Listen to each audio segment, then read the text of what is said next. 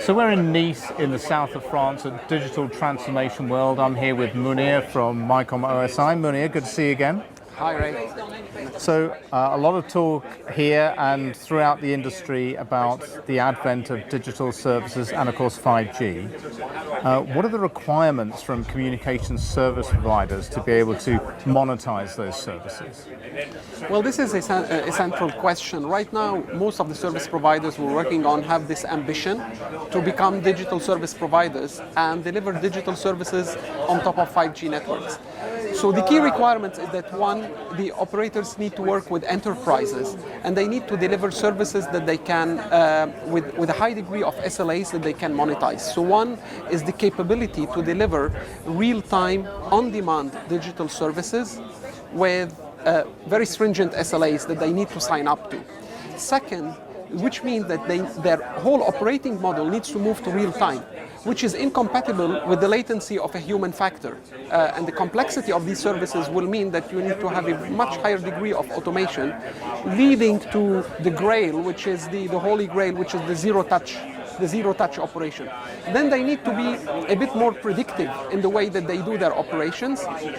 Predictive in the sense that they will need to face new patterns. When you manage IoT traffic in the future or serve industry verticals, you don't know what kind of issues you will face, you don't know the behavior of the devices you will be managed and so on. So you will need AI, you will need systems that will be autonomic, you will need the operation to learn by itself and the system to learn by themselves.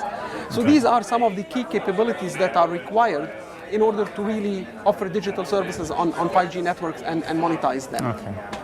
So how is MYCOM OSI helping CSPs to meet these requirements?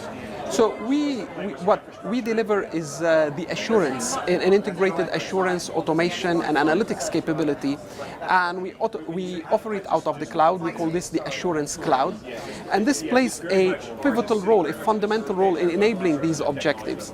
On the one hand, because you have this capability of automatically analyzing the quality of service of these digital services, and then ensuring that you are always meeting the SLAs that you are committing to your customers.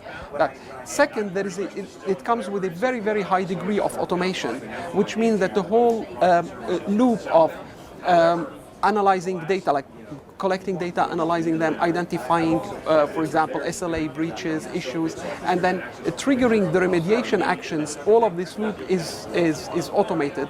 And in that sense, we act as the brain sitting inside the network that directs all these operations and enable, this closed loop to happen. And finally, we have a lot of AI capabilities that we introduced to our solutions that make it sit autonomous in the sense that it can learn itself, it can build new rules, and it can predict outcome. And finally, we've put it in the cloud, and by putting it in the cloud, we make it extra scalable and flexible. So we give the service providers an innovation engine that they can introduce always new services on demand, and they can innovate at a very high pace. Okay, so you mentioned new services there, and there's a lot of talk in the industry about the need to identify business models for digital services, and particularly in the 5G era. So how is all of this helping to enable and expose new business cases for the service providers? This is very interesting. So the first basic one, of course, is allow the operators to monetize the intelligent connectivity, i.e. by assuring and monetizing the SLAs. But most importantly, going forward, we believe that service providers can leverage this platform to build a platform business, a digital platform business, whereby themselves they can assure and operate the digital experiences on behalf of other industry verticals, such as the automotive industry or energy industry and so on.